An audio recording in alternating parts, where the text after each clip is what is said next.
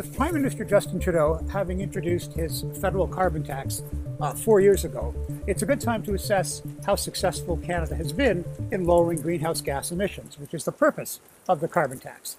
Well, when Justin Trudeau and the Liberals came to power in 2015, they said by 2020, Canada's emissions would be 17% lower than our 2005 levels by 2020.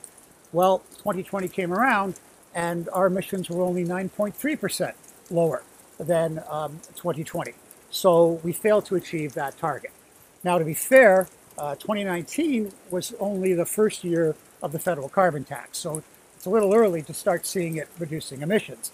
But what is fair to say is that the United States, which had the same target, 17% below 2005 emissions by 2020, met its target. In fact, it exceeded it. It lowered its emissions by 20%, and it's never had a carbon tax. What it used was technological advancement to lower its taxes. Didn't need the carbon tax. Okay, in 2019, Trudeau's then Environment Minister, Catherine McKenna, says that the Liberals will never raise the cost of the carbon tax, which is currently $50 per ton of emissions, or was in 2022. They were never going to raise it beyond that.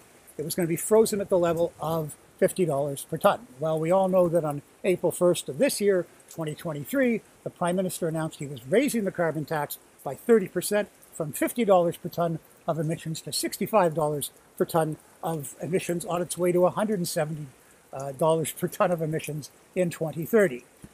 So it wasn't frozen at $50 per ton.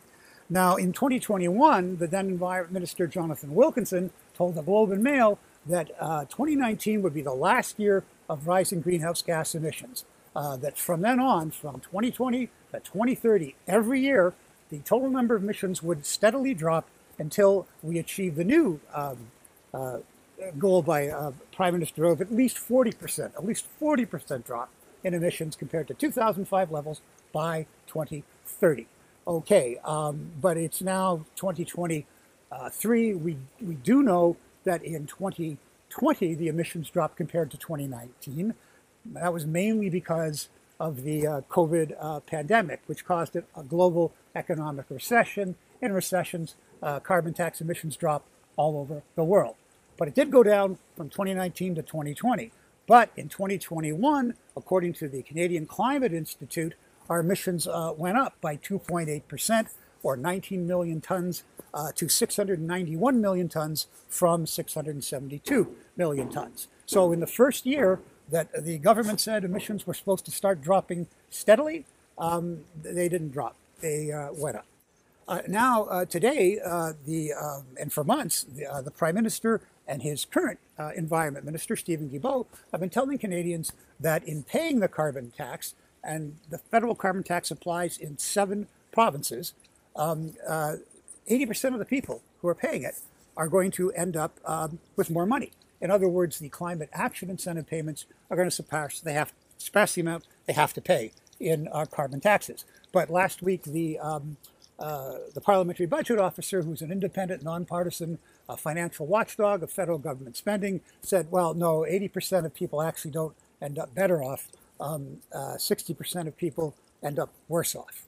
So I think, looking at the record of the past 4 years, we all today have a good idea of how the carbon tax and government's efforts against reducing greenhouse gas emissions are working. They're not working very well. I'm Lorrie Goldstein of Sun Media. We're always interested in hearing your views. Please follow us on Twitter, Facebook, and our YouTube channel.